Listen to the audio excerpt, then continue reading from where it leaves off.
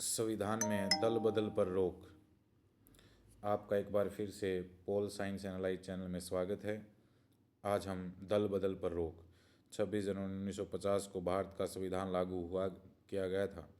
1952 में लोकसभा के आम चुनाव हुए जिसमें कांग्रेस को भारी बहुमत मिला। यही स्थिति 1957-1962 के चुनाव में रही। 1967 के चौथे चुनाव में 8 राज्यों में गैर कांग्रेस की पहली बार सरकारें बनी। उसी समय दल बदल की समस्या भारत की राजनीति में सामने आई।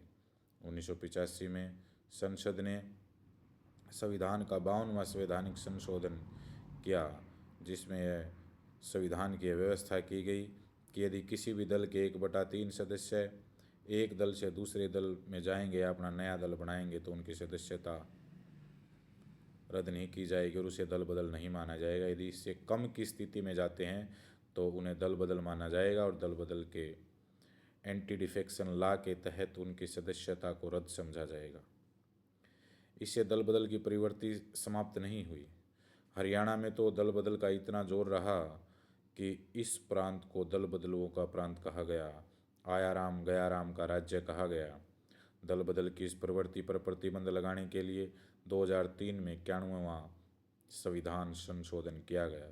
इस अधिनियम द्वारा दल बदल की दोषपूर्ण व्यवस्था को समाप्त कर दिया गया तथा नियम बनाया गया कि यदि कोई विधायक दल बदल करता है या कोई एमपी दल बदल करता है तो उसकी संसद अथवा राज्य विधानसभाओं की सदस्यता समाप्त हो जाएगी। ऐसे सदस्यों को संबंधित सदन के शेष कार्यकाल के दौरान किसी सरकारी लाभदायक पद पर नियुक्त नहीं किया जाएगा। इस संशोधन से दल बदल पर पूर्ण प्रतिबंध लग गया। धन्यवाद।